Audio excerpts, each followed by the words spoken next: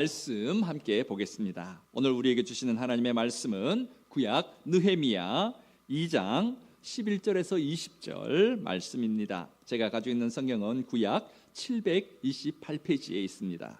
구약 728페이지에 있습니다. 느헤미야 2장 11절부터 20절까지입니다. 저와 여러분 한 절씩 교독하겠습니다. 제가 먼저 느헤미야 2장 11절 먼저 읽습니다.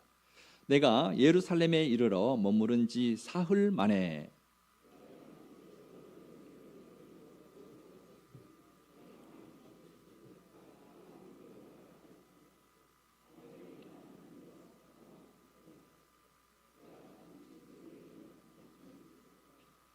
그 밤에 골짜기 문으로 나가서 용정으로 분문에 이르는 동안에 보니 예루살렘 성벽이 다 무너졌고 성문은 불탔더라.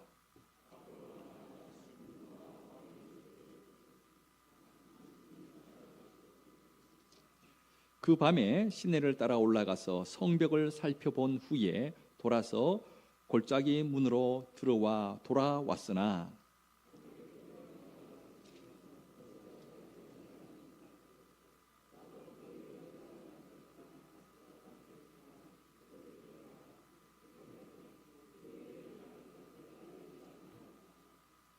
후에 그들에게 이르기를 우리가 당한 곤경은 너희도 보고 있는 바라. 예루살렘이 황폐하고 성문이 불탔으니 자 예루살렘 성을 건축하여 다시 수치를 당하지 말자 하고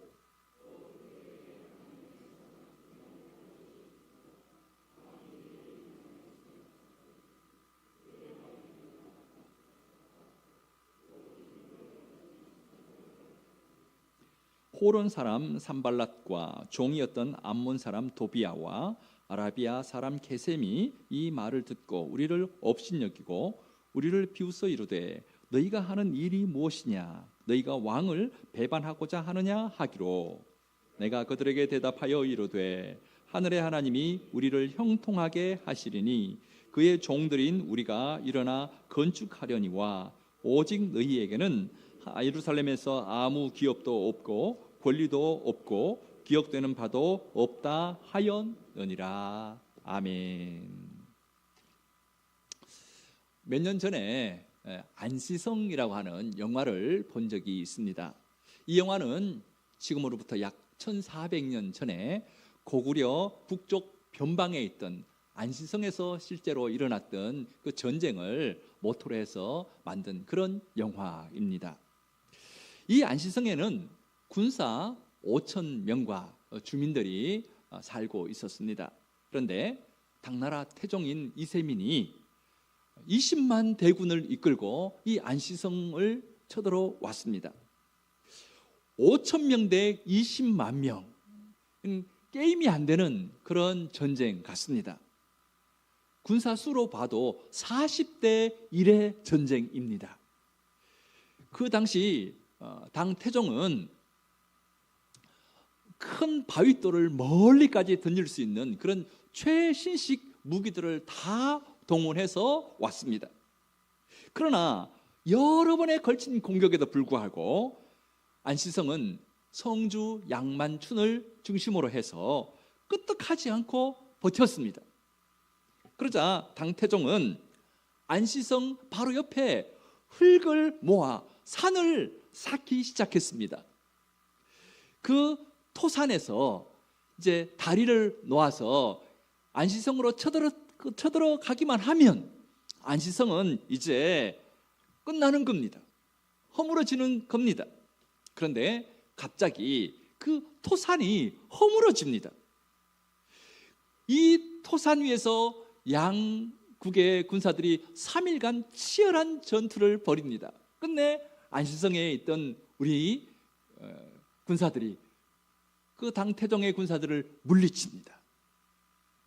자, 때마침 겨울이 되고 날씨가 추워지고 양식마저 떨어진 이 당나라의 20만 대군은 3달 만에 퇴각할 수밖에 없었습니다. 이렇게 물리칩니다. 이 영화는 실제로 예전에 우리나라의 역사 속에 있었던 이 안시성 전쟁을 모토로 해서 이렇게 기가 막히게 만들었습니다. 여러분, 안시성에 5천 명의 군사가 당나라의 20만 대군을 물리칠 수 있었던 가장 중요한 이 방어막이 무엇이었을까요?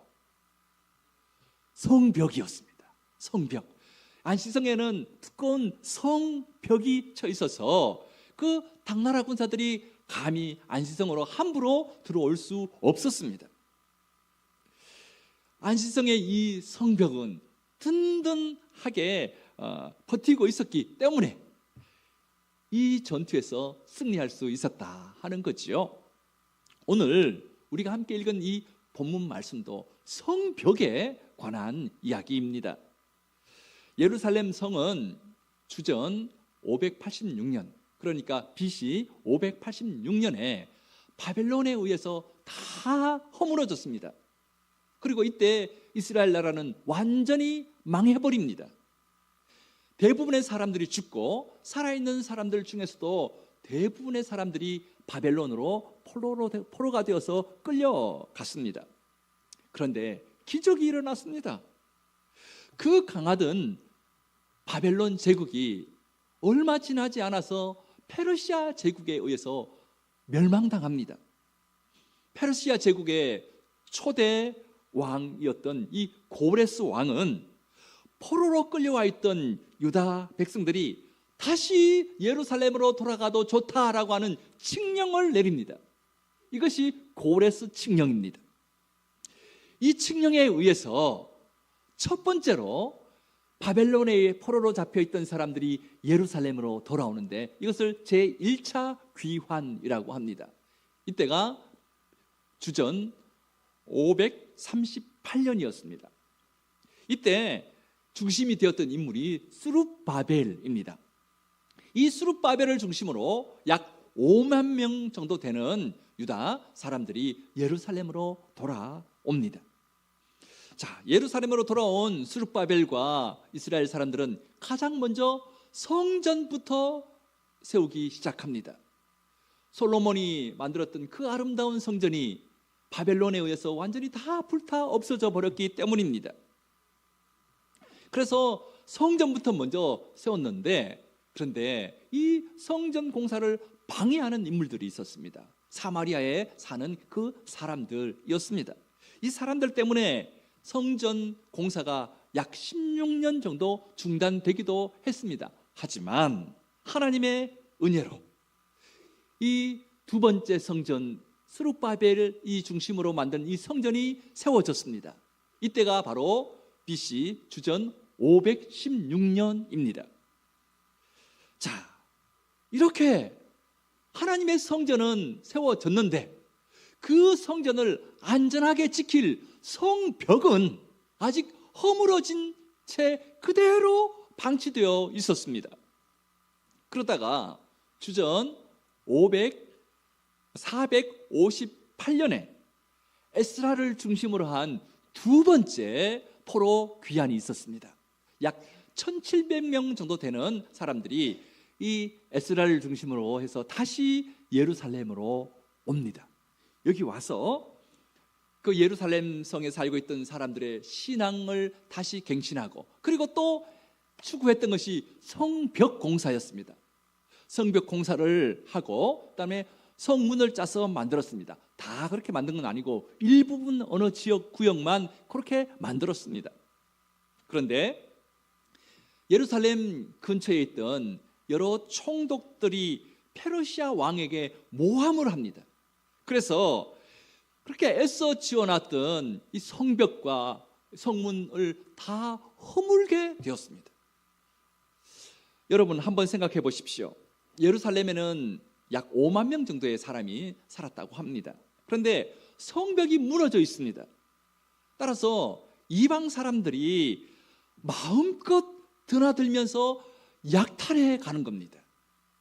느헤미야가 이 소식을 듣고 슬퍼하며 잠을 이루지 못했습니다. 느헤미야는 이 페르시아 왕국의 높은 고관으로 있었지 않습니까?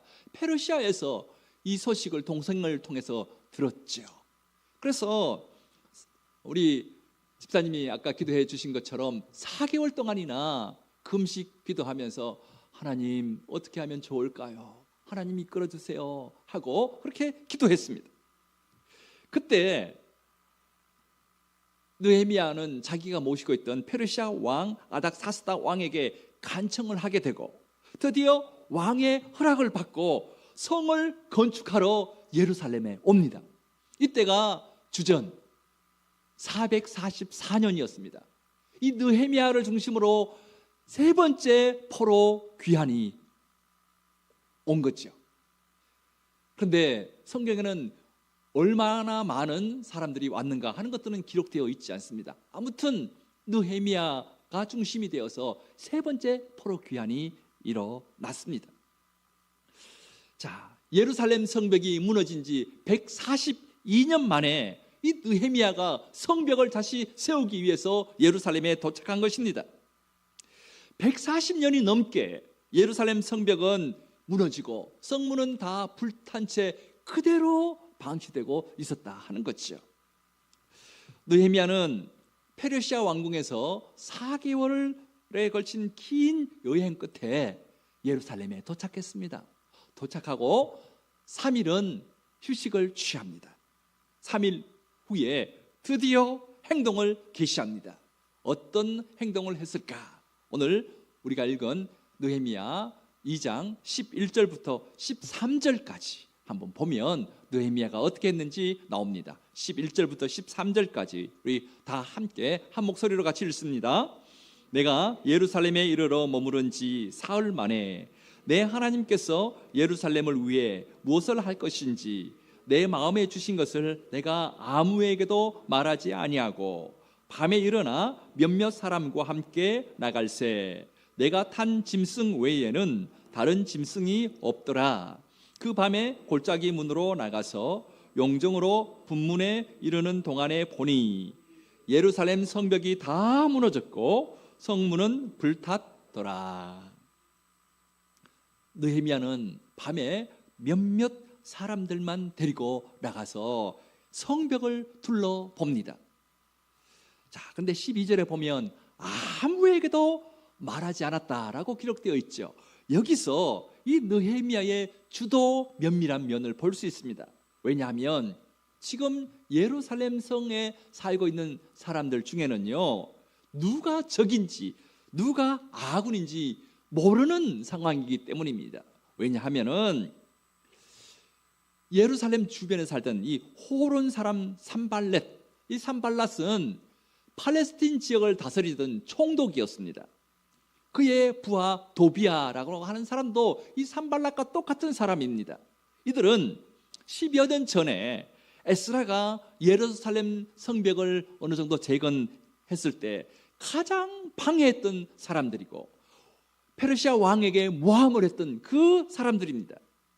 이 산발랏과 그의 추종자 도비아는 총독이라고 하는 큰 힘을 가지고 성벽이 무너진 예루살렘을 자기 집 드나들듯이 그렇게 드나들었던 사람들입니다. 그러면서 자기 사람들을 예루살렘 곳곳에 심어 놓았습니다. 그래서 예루살렘 성에는 이들에게 빌붙어서 첩자 노릇을 하는 사람들이 있었습니다. 그러니 느헤미야가 아무에게도 알리지 않은 것입니다. 한두 사람에게만 알리기만 해도 금방 이 소식이 적들에게 넘어갈 것이기 때문에 그렇습니다. 그래서 밤에 자기 측근 몇 명만 데리고 성벽을 직접 둘러봅니다. 둘러보니 어땠습니까? 성벽들은 다 무너져 있었고 성문은 불탄 채 그대로 있었습니다. 그렇게 된 채로 140년 동안이나 방치되어 있었다 하는 거죠. 자, 예루살렘에 대한 이제 직접적인 여러 상황들을 다 본 이 느헤미야는 드디어 예루살렘에 살고 있던 제사장들과 귀족들과 지도자들을 다 부릅니다. 그렇게 불러 모아놓고 이렇게 말합니다. 이 느헤미야가 말한 것이 17절에 있습니다. 자, 17절 말씀도 같이 읽겠습니다. 후에 그들에게 이르기를 우리가 당한 공경은 너희도 보고 있는 바라. 예루살렘이 황폐하고 성문이 불탔으니 자, 예루살렘 성을 건축하여 다시 수치를 당하지 말자 하고. 느헤미야는 예루살렘 지도자들에게 이렇게 말합니다. 지금 예루살렘 성벽은 무너지고 성문은 다 불타버렸습니다. 그러니 이방인들이 마음껏 드나들면서 우리 성을 노략질하는 그런 상황 아닙니까? 우리가 예루살렘 성을 건축해서 다시는 이런 수치를 당하지 맙시다 하고 지도자들에게, 예루살렘 지도자들에게 외쳤습니다. 사랑하는 여러분, 한번 여쭤보겠습니다. 성벽이 무너지고 성문이 불탄 지 140년이 지났습니다. 지금 예루살렘에 살고 있는 사람들 중에는 태어날 때부터 본 것이 다 무너져 있는 성벽이요, 불타 있는 그런 성문을 보고 태어나서 자랐습니다. 그리고 바벨론의 포로로 잡혀 있다가 다시 귀환한 사람들도 이 성벽이 무너진 예루살렘 성을 10여 년이 넘게 지금 보고 있습니다. 성벽이 무너진 것이 익숙해진 사람들이 예루살렘에 살고 있었습니다. 이런 사람들에게 성벽을 새로 건축하자 하는 말이 잘 받아들여질까요? 아니면 힘들까요? 힘들어요. 사람들은요, 익숙해진 것을 잘 바꾸려 하지 않는 그런 습성이 있기 때문에 그렇습니다. 여러분, 이것이 얼마나 어려우면 익숙한 것과의 결별이라고 하는 책이 있는데, 어느 사업을 하던 사람이 이 책을 썼나 봐요. 30만 권이나 팔렸다고 합니다. 그리고 우리의 뇌는요, 익숙한 얼굴을 선호한다 하는 사실이 과학적으로 입증되었습니다. 사람들은 애인이나 배우자를 선택할 때 익숙한 얼굴을 더 매력적으로 인식한다 하는 것이 영국 리버풀 대학의 앤소니 리틀 박사팀에 의해서 실제로 밝혀졌다고 합니다. 그만큼 사람은요, 익숙한 것을 떠나 새로운 것을 하는 것에 대해서 꺼려한다 하는 겁니다. 본능적으로 그런 부분이 있다 하는 거죠. 예루살렘 사람들에게는 이 성벽이 무너져 있는 것이 너무 익숙했습니다. 그리고 10여 년 전에 에스라가 어느 일정 부분 성벽을 세웠는데 그것이 다시 허물어졌잖아요. 페르시아 왕의 명령에 의해서 다시 허물어져 버려서 성벽을 다시 세운다 하는 데에 대해서 이거 힘들어하는 그런 마음이 있습니다. 패배의식이 또 예루살렘 사람들에게는 있습니다. 또한 예루살렘 성은요, 지금으로부터 약 2500년 전에는 굉장히 큰 성이었습니다. 예루살렘 성벽이 굉장히 두꺼웠다고 합니다. 한 2m 70 정도 되는 그 성벽 두께가 그 정도 되었고, 높이도 한 3m 정도 되었고, 전체 길이는 한 3km 정도 되었다고 합니다. 지금 우리가 생각하면 뭐 성 둘레가 3km밖에 안 되네 라고 느낄 수 있지만, 생각할 수 있지만 2500년 전입니다. 그때는 굉장히 큰 성이죠. 그런데 이 성벽을 새로 짓고 이 성문을 새로 만들려고 하면 많은 재정이 들어가잖아요. 그런데 예루살렘 사는 사람들이 다 부자들입니까? 아닙니다. 대부분 먹고 살기가 힘든 가난한 사람들이에요. 그러니까 이 성벽을 세우는 일이 엄두가 나지 않는 겁니다. 자, 이런 상황을 다 알고 있었던 느헤미야는 수치라고 하는 단어로 이스라엘 백성들의 마음을 흔들어 놓습니다. 17절을 한번 다시 보실까요? 17절 후반절에 자, 예루살렘 성을 건축하여 다시 수치를 당하지 말자, 그렇게 권면합니다. 우리는 하나님의 택한 백성인데 지금 성벽이 다 무너져서 이방 사람들이 마음대로 우리 성을 들어와서 노력하는데 이것은 수치 아닙니까? 라고 말하는 거예요. 예루살렘 성은 하나님의 도성입니다. 하나님의 이름이 높여져야 하는 곳입니다. 이 도성은 만민을 축복하기 위해서 복의 근원이 되도록 그렇게 만들어진 곳입니다. 그런데 이렇게 무너져 있으니까 다시 세워야 하지 않겠습니까? 하고 느헤미야가 예루살렘에 있는 여러 지도자들을 모아놓고 그렇게 이야기한 거지요.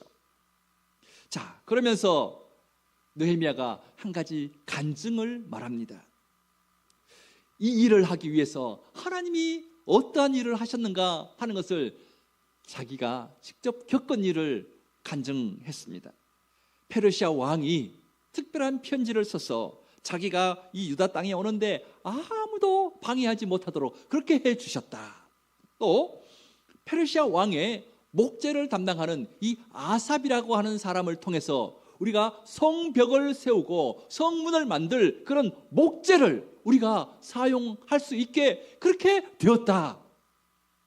이건 하나님의 놀라운 손이 우리와 함께해 주신 것이다 하고 간증합니다.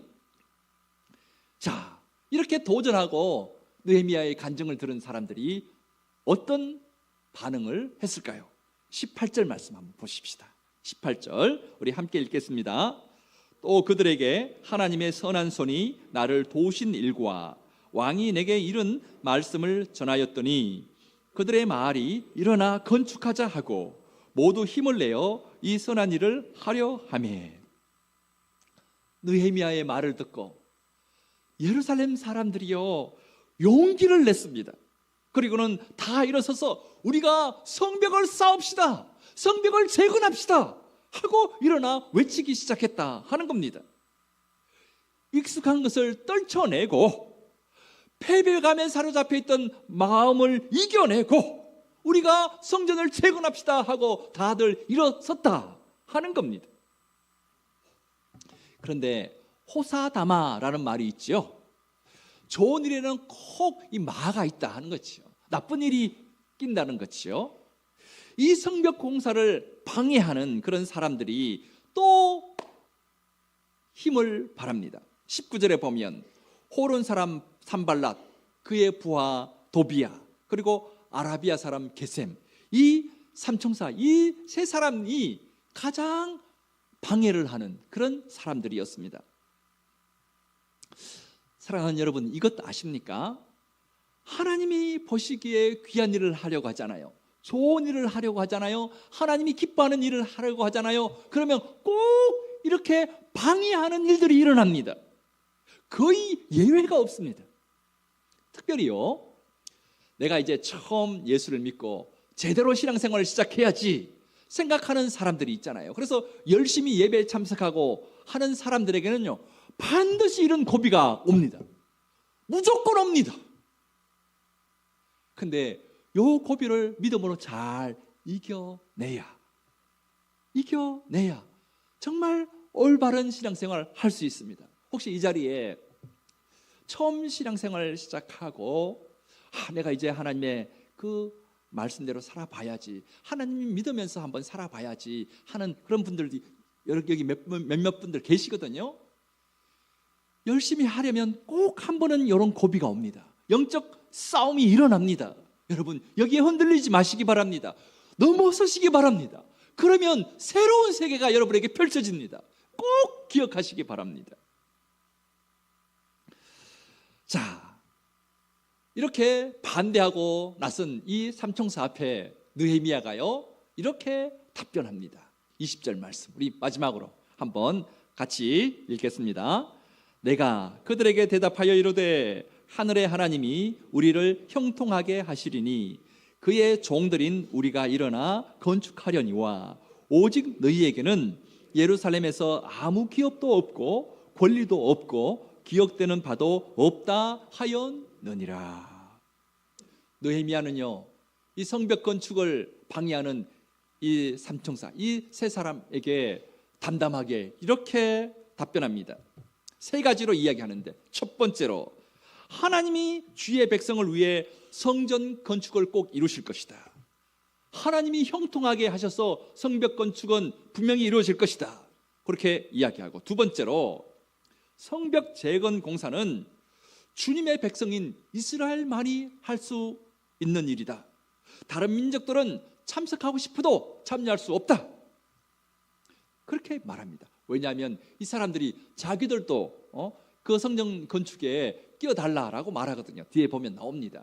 그게 자기들도 힘을 합해서 하고자 하는 게 아니고요, 방해하고자 하는 전술이거든요. 세 번째, 산발랏 일행 너희들은 예루살렘에서 차지할 아무런 목도 없고 주장할 권리도 없고 기억할 만한 전통도 없다. 이렇게 딱 잘라서 느헤미야가 말합니다. 느헤미야는 페르시아 왕의 인정을 받아서 지금 예루살렘에 총독으로 와 있거든요. 예루살렘을 대표해서 이렇게 딱 잘라서 말해 버립니다. 이것이 오늘 우리가 함께 읽었던 본문의 내용입니다. 자, 여러분, 요즘은 디지털 카메라가 대부분이죠. 그래서 대부분 사진 찍을 때 어떻게 찍습니까? 사진기 따로 들고 다니는 사람들은 전문가 외에는 별로 없죠. 대부분 뭘로 찍습니까? 핸드폰으로 찍죠. 핸드폰 안에 뭐 웬만한 카메라 기능이 다 들어가 있으니까요. 자, 그런데 옛날에는 어떤 카메라를 사용했습니까? 필름 카메라를 사용했죠. 여러분, 필름 카메라로 찍은 사진 집에 많이 있죠? 네, 아마 옛날에는 다 필름으로 찍었으니까요. 여러분, 이 필름을 만들었던 세계 1위 회사가요, 미국 기업 코닥입니다. 코닥. 이 코닥이요, 2012년에 파산해버렸습니다. 당연하죠. 이제는 필름 카메라 사용하는 사람이 거의 없으니까 그래서 파산했구나, 그렇게 생각할 수 있잖아요. 그런데 여러분, 이것 아십니까? 전 세계에 디지털 카메라를 최초로 만든 회사가 어딘지 아십니까? 바로 이 코닥입니다. 코닥이 1994년에 이미 디지털 카메라를 만들었습니다. 우리가 찍고 있는 그 핸드폰에서 마음껏 찍을 수 있는 카메라, 그것을 세계 최초로 만들었습니다. 코닥이 원천 특허도 가지고 있고요, 세계 최초로 디지털 카메라를 상용화도 시켰습니다. 그래 놓고는 이 디지털 카메라 사업을 접어버렸습니다. 왜냐하면 이런 판단을 한 거예요. 사람들은 필름을 좋아하지 디지털로 사진 찍은 것을 좋아하지 않을 것이다 라고 그렇게 판단을 한 것이요.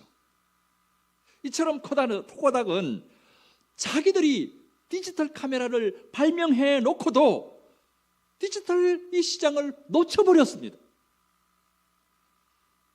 사람들의 경향을 잘못 예측한 거죠.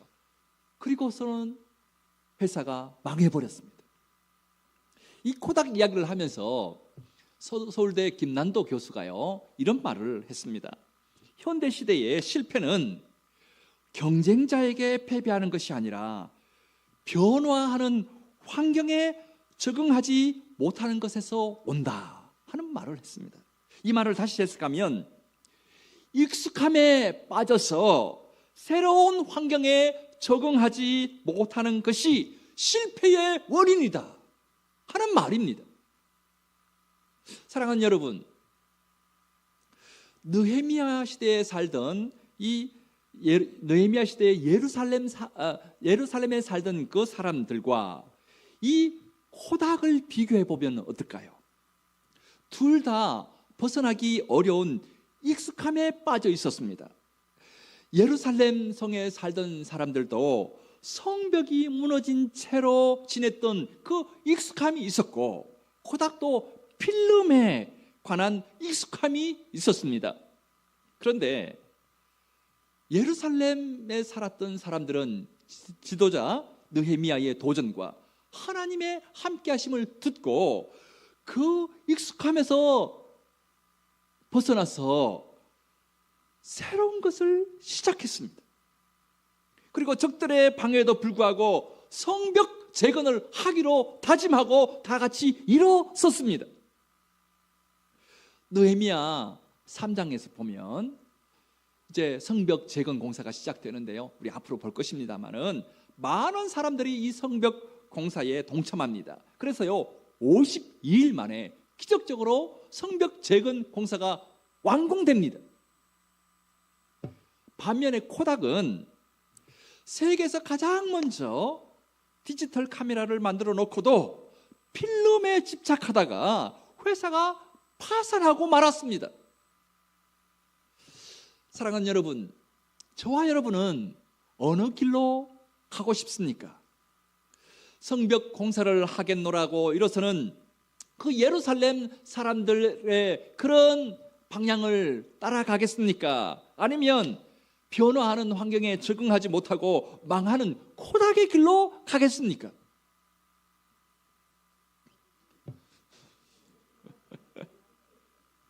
예, 첫 번째여야죠. 제가 그 말을 계속 하려고 합니다. 한국 교회에 부흥을 바라는 신학자들과 목사님들이 이구동성으로 하는 말이 있습니다. 그 예외가 없이 이구동성으로 하는 말이 있는데, 한국 교회가 살아나려고 하면 예배와 함께 소그룹이 살아야 한다 하는 말을 합니다. 소그룹이 활발하지 않는 교회에 희망을 걸긴 힘든다 하는 것이 대부분의 의견입니다. 자, 이 소그룹을 셀이라고 말하기도 하고 순이라고 말하기도 하고 목장이라고 말하기도 합니다. 우리 교회는 뭡니까? 목장이죠. 목장입니다. 많은 교회가 소그룹을 잘 짜놓고도 한계에 부딪히는 것이 있습니다. 집을 오픈하지 않고 주일에 교회에서만 모이니까 VIP가 안 온다는 거예요. 새 가족이 안 온다는 거예요. 즉 전도가 안 된다는 겁니다. 가정교회를 시도하는 이 교회들이 꽤 많이 있습니다. 왜냐하면 성경적인 교회인 걸 아니까, 건강한 교회요 하나님이 기뻐하는 방향이라는 것을 아니까요. 그런데 가정교회를 시도하는 교회들이 가장 힘들어하는 것이 뭔지 아십니까? 바로 이 가정을 오픈하는 이 부분입니다. 요즘 같은 시대에 어떻게 가정을 오픈하느냐 하는 거예요. 요즘은 신방도 집에서 안 받고 커피숍이나 식당에서 그렇게 하는 시대인데, 어떻게 매주 집을 오픈해서 밥을 해 먹이고 그렇게 모임을 한다는 거냐 하는 거예요. 우리 노회에 있는 우리 교회와 가까운 곳에 있는 어느 한 목사님도 제가 좀 꼬셨습니다. 가정교회 하자고. 그래서 가정교회를 지금 하고 있습니다. 시작을 했습니다. 목사님과 사모님도 이제 세미나, 교역자 세미나 다녀오셨고, 그 중에 몇몇 장로님들도 평신도 세미나에 다녀왔습니다. 그랬는데 얼마 전에 우리 교회에 와서 같이 만나서 밥도 먹으면서 여러 가지 얘기를 했거든요. 가장 힘든 것이 가정을 오픈해서 그렇게 모임을 한다는 것. 이 벽에 가로막혀서 이걸 어떻게 뛰어넘을 수 있을까? 여기에 고민하고 있었습니다. 여러분, 이런 생각, 요즘 시대는 가정을 오픈하는 것, 그것 힘들다라고 하는 이런 익숙함이 한국 교회에 전반적으로 있습니다. 이 익숙함을 벗어나지 못하면 소그룹이 제대로 될 수가 없습니다. 가정교회는 매주 자기 집을 오픈해서 밥을 해서 함께 나누고 삶을 나눕니다. 우리 교회도 우리 어르신 목장인 행복 목장을 빼고는 모든 목장이 집에서 모입니다. 한 달에 한 번이든 두 번이든 아니면 매주 집에서 모이든 아무튼 집을 오픈해서 목장 식구들을 모이게 하고 밥을 해서 같이 먹고 나누고 그렇게 하고 있습니다. 여러분, 가정에서 함께 밥을 먹는 사람들을 뭐라고 합니까? 두 자로? 식구라고 하지요. 이렇게 가정을 오픈해서 함께 밥을 먹고 하니까 진짜 한 식구가 되는 거예요. 한 식구보다 어쩌면 멀리 있는 그런 친척보다 더 가까운 한 식구가 되고 있습니다. 그리고요, 더 중요한 것은 VIP가 새 가족이 옵니다. 여러분, 뭐 우리 교회 주보에 보면 우리 모임이 어떻게 모여 있다 하는 거, 목장 모임이 어떻게 했다는 거 통계가 그냥 잘 나타나 있지 않습니까? 거기에 보십시오. 어느 한 목장에는 지난주에 VIP가 2명 왔습니다. 교회 다녀본 적이 없는 친구들입니다. 젊은 청년들이에요. 근데 가정에서 하는 목장 모임에 와요. 함께 밥을 먹고 그리고 삶을 나눠요. 이런 일들이 일어나는 거예요. 이처럼 익숙함에서 벗어나야 뭔가가 일어납니다. 3월 첫 주부터는 제3기 생명의 삶이 시작합니다. 자, 생명의 삶 같은 성경 공부는 대체로 그래도 좀 젊은 사람들이 하는 공부지 하는 그런 익숙함이 우리 가운데는 있습니다. 그런데 이번 생명의 삶에는 우리나라 나이로 86세 되시는 권사님도 참여합니다. 신청서를 냈습니다. 그 권사님 저랑 좀 얘기를 나눴는데 말씀이 너무 알고 싶대요. 성경 공부를 하고 싶대요. 그분은 평소에도 열심히 성경을 읽는 분입니다. 1940년생이니까 그냥 우리나라 나이로 86세 맞죠? 맞습니다. 신청서를 냈습니다. 제가 받았습니다. 보통 사람들은 70도 아니고 80이 넘으면 성경 공부하는 것이 힘들다는 생각이 있습니다. 일반적으로 그래 왔으니까요. 이것이 익숙함에 빠져 있는 것입니다.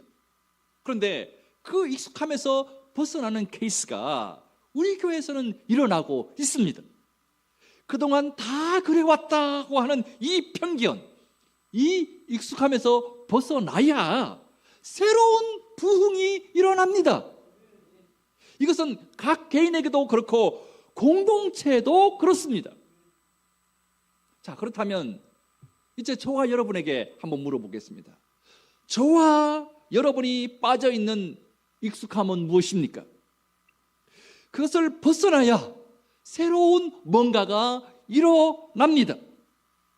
우리 세강한 공동체가 빠져 있는 그 익숙함은 또 무엇입니까? 그것을 벗어나야 우리 교회에 새로운 부흥이 올 수 있습니다. 한 주 동안 이 말씀을 우리 함께 묵상했으면 좋겠습니다. 나에게 있는 익숙함은 무엇인가? 우리 목장에 있는 익숙함은 무엇인가? 우리 교회에 있는 넘어야 할 익숙함은 무엇인가? 그것을 묵상하시고 그것을 깨달아서 그것을 넘어서는 저와 여러분 그리고 우리 세광한 교회 되기를 주님의 이름으로 축복합니다.